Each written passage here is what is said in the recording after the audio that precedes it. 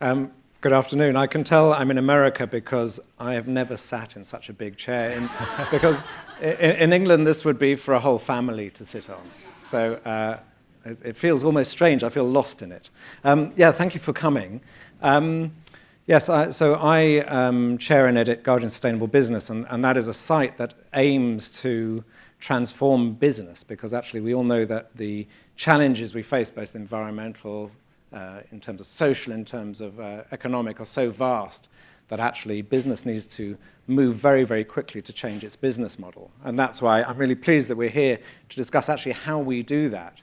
Now, originally I was due to interview Jessica Alba, and I actually phoned my elder son in great excitement, and it was the first time in several years he's actually shown any interest in what I said at all. So I was very ashamed she didn't make it, but we have the very, very good-looking Tim, who more than makes up for it.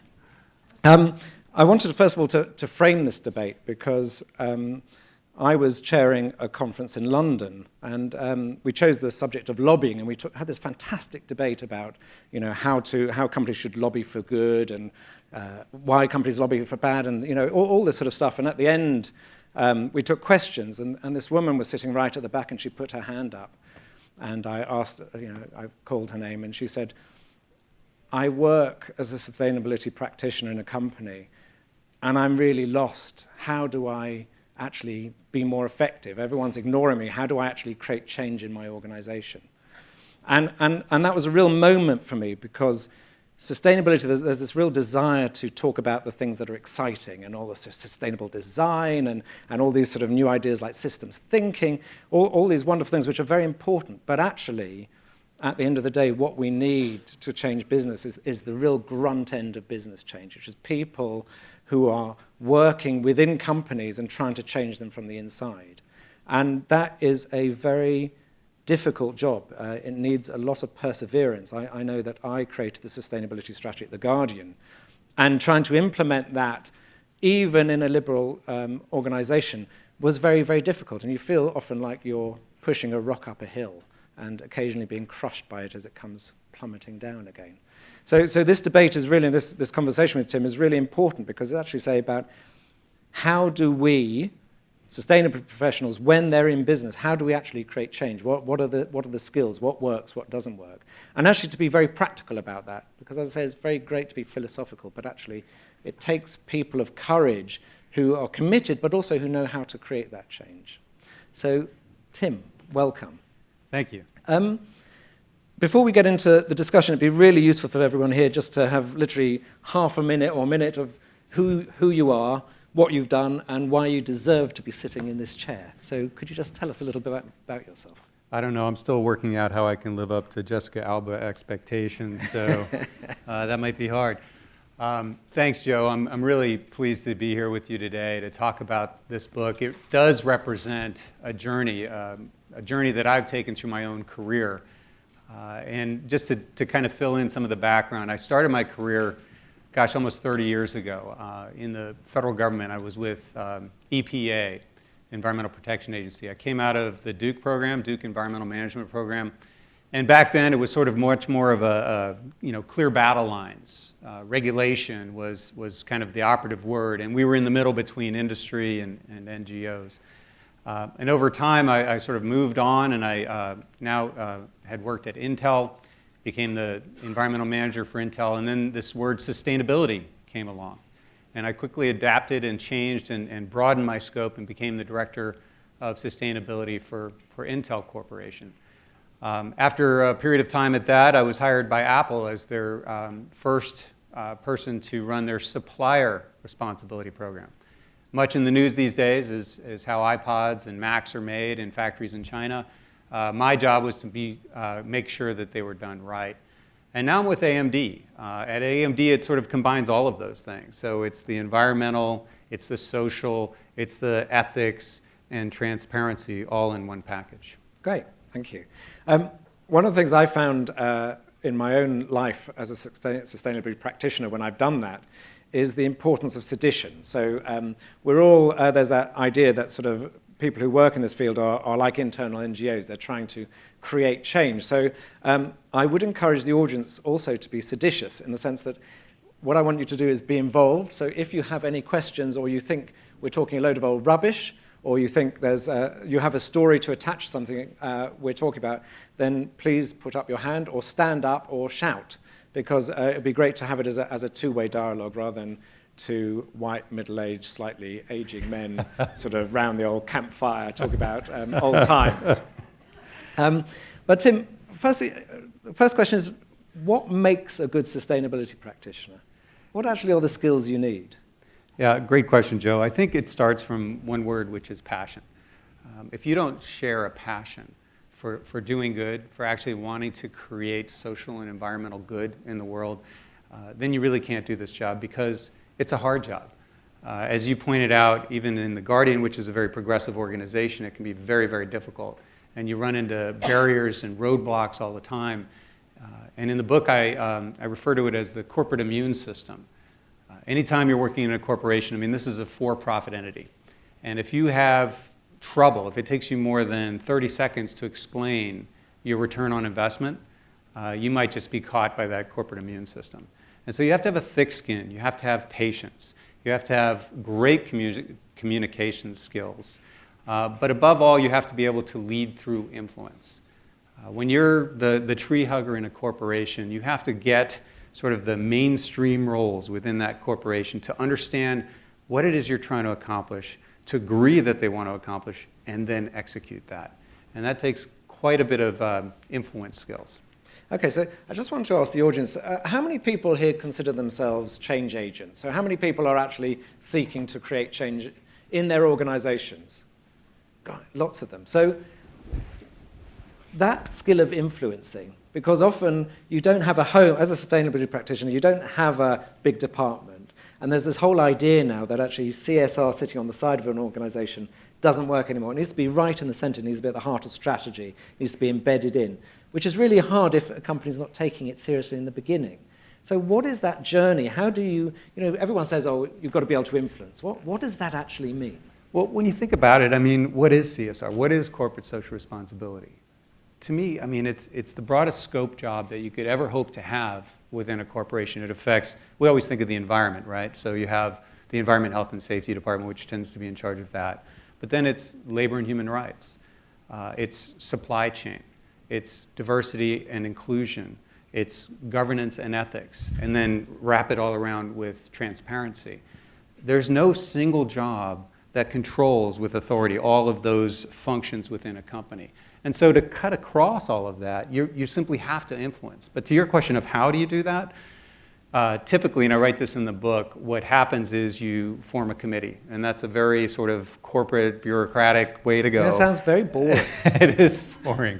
But that's how most companies do it. And you form a committee, you define a strategy, and as I write in the book, there's so many things that you could land on, but not everything's important. So you have to do what's called a materiality assessment, which looks at what's really important to the business in terms of the core competencies, the business plan, and then what's important to the society. And when you find a match in those two things, you really examine which of these issues is really going to return the most value to the company. And that forms the basis of a strategy, and then it kind of filters all the way through all those functions. And my experience is that you have to get the board involved, you have to get the CEO online, but often, so a lot of times in sustainability, companies actually move on it because the CEO is passionate about it. So, right. So often it's sort of, they have their Damascene moment or where they just suddenly get it, and then they become impassioned by it, and they drive it forward. But when the CEO actually doesn't give a shit, what do you do? Yeah, because actually the top management are saying, actually, it's quarterly earnings, it's we've got to drive the profits, actually, it's tough times. What the fuck are you doing here talking to me about sort of sustainability and polar bears? What do you do? Yeah, we do have a 5-second delay where they can tweet out the comments, right? That's why I was testing out if it was working. Yeah. In the book, I refer to a dichotomy between two different kinds of companies. I call them epiphany companies and 2x4 companies. And a great example of an epiphany company might be Tom's Shoes or Seventh Generation or Patagonia. And that's where the CEO has woken up one day and had an epiphany. I want my company to be sustainable. I want this company's business to make a difference in the world. And working at those companies, almost every job has sustainability built in. There's always an element, no matter whether you're sort of the lowest person or the highest person in the company. It's just part of their value proposition. They're called mission-driven companies, for lack of a better word. The rest of the companies, and this is the vast majority of them, I call 2x4 companies because they've been whacked across the head with a piece of lumber. Or they've seen another company in their sector that's been hit with an NGO campaign. We used to call them rank and spank. We're going to rank all these companies, and the ones that are on the bottom, we're going to spank them.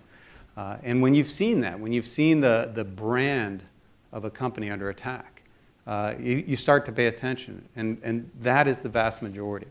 And that's the kind of companies I've worked for in the past, and you're right, it's very, very difficult. Companies are on a 90-day cycle. They have to report to Wall Street. What were your earnings, and so on and so forth.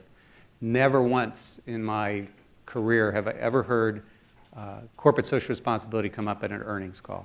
So let's just be honest. I mean, it's just not front and center in their minds. So we know that when we look at businesses that have gone through change, often it's very like personal experience, often people change when there's a crisis. Right. So this morning I was at the session with Nike, and we know that Nike had that crisis in the 90s with child labor.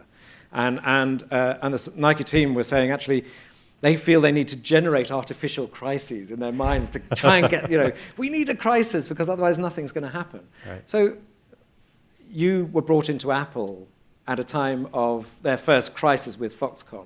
Yeah. Well, can you just talk about what is the opportunity that's offered when there's a crisis? Yeah, it's a great example because that was in 2006, and there was a Daily Mail story that went viral, went worldwide immediately about poor conditions in factories making iPods and Macs. And the opportunity, as you point out, is that it's all hands on deck. There's no resources that aren't available to you. There's no executive that's not available to you. We need to solve this problem, and we need to solve it now. Now, it is incredibly chaotic dealing with a crisis, and there's been numerous books written on how to manage a crisis and how not to do it.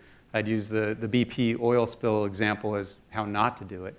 But in those days, it was all hands on deck, whatever resources you need, go to China, fix it.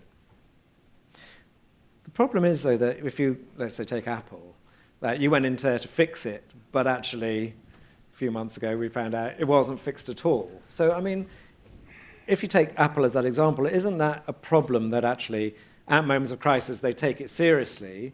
And a bit like Nike was saying, when the crisis goes away, it's like a rubber band. You stretch it, but actually as soon as the problem goes away, it goes back to how it was. I mean, isn't Apple a great example of actually how things actually cannot be maintained? I think that's exactly right. I think when you're dealing with getting new products out, meeting Wall Street expectations, all the various issues that it takes to run a business, yes, these things can kind of filter down to the bottom. And this is why I think there's almost a synergistic relationship between NGOs and companies. When there is a crisis, when there is public attention on these matters, let's face it, that's when companies pay the most attention to it. So how do you maintain interest? So given all that, what you're saying is actually it's a really, really tough call because actually you're passionate, you want to create change, you know what the problems are, and yet often where you look, go to the marketing department, they just want to shift as many goods as possible. You hit all these blocks. How do you move through that? Well, there's two ways. In business, you can appeal to people's fear, and you can appeal to greed. And that's kind of your two basic human instincts. And fear is obviously, if we do this wrong, there's going to be some issues. And we've talked about those, the NGO campaigns, the exposés in newspaper. But also there's return on investment here. And return on investment, there's kind of three ways we look at that. It's our customers who care about this, and if you don't get this right, the customers won't buy. It's our shareholders who care about this, and socially responsible investment has been talked about at the conference before is a rapidly growing field. So socially responsible investment is a major driver. But third, and almost becoming the most important, is our employees. Folks like yourselves who want to work in a company, but only want to work in a company who has the same values, who shares the same values as you do. And we're seeing that more and more employees only want to work for those companies, and more when we express corporate responsibility within a company, it engages employees. So to the CEO, employee engagement is one of the most important things. The definition of engagement is you're willing to give your discretionary time to work. And we're now starting to see a confluence of companies that are good at social responsibility and employee engagement. So those are the three main drivers that I've seen. But actually, one of the things we've been writing quite a lot about, and also our last sort of conference in London was about how do people engage with sustainability, stay positive? Because actually, when you speak to a lot of business leaders, they say, well, actually, we're creating change, but the problems that we're trying to deal with are racing away from us. So, yes, we reduced our carbon footprint by 10% last year, right. But actually, I just put a piece up on the site today from Michael Mann, an interview I did with Michael Mann, saying, within 10 years, we're like to get the first island states being evacuated because of climate change, because of rising sea levels. Yeah. So it feels this real dissonance between, yes, I managed to get an interview, managed to see the CEO for 10 minutes after 6 months to talk about this, whereas in the outside world, the problems are day by day mounting up. Mm-hmm. How do you stay positive when actually, when you understand this area, there's an enormous amount of hidden grief there. I mean, we all sit here, I hope we're sitting here at this conference, and everyone talks, but actually no one's crying. You're not seeing the tears that come from actually the fact that the problems are so serious that people are genuinely talking about our civilization now being at risk. People weren't talking about that 10 years ago. And yet, yes, I managed to get the marketing department to speak to me. How does that work? You celebrate small changes. I mean, there's this difference between incrementalism and sea change, right? And I don't dispute anything you say. I mean, there's definitely mounting problems. But when I come to conferences like this, and when I hear speakers basically recite the litany of doom, it's depressing as hell. I go away just like shaking my head. And you're right. How do you get up every day and do your job under those kinds of conditions? If we haven't actually solved the problem, then what am I doing? I should just quit. Well, of course we can't just quit. And so when you make a change, when you see a change, you feel fantastic. And I'll give you an example. You mentioned the Apple situation. So I used to go to these factories, and now it's all been in the news, so everybody knows. But at the time, walking into a factory that had 400,000 employees working there was just overwhelming, daunting. What do you do? Where do you start? How do you manage that? But when you started to sort of take it apart and you had small victories, it was inspiring. It was motivating. We noticed that in these factories that most of the people were very young, between 16 and 22 years old. They had put aside their education. They had come from somewhere far away to work, and this was considered a very good job. But while they were working, they weren't continuing their education. So we thought, hey, we're a major educational technology provider. Why not set up classrooms in the factory so that they can continue their education online? So we did that. We set up 500 iMacs, and we connected it with some educational software. And one of the most inspiring, most gratifying moments of my career was when I walked into that classroom and was just mobbed by 30 or 40 Chinese people, and they're all about up to here on me, telling me in their newly found English skills, thank you. Thank you for doing this for us.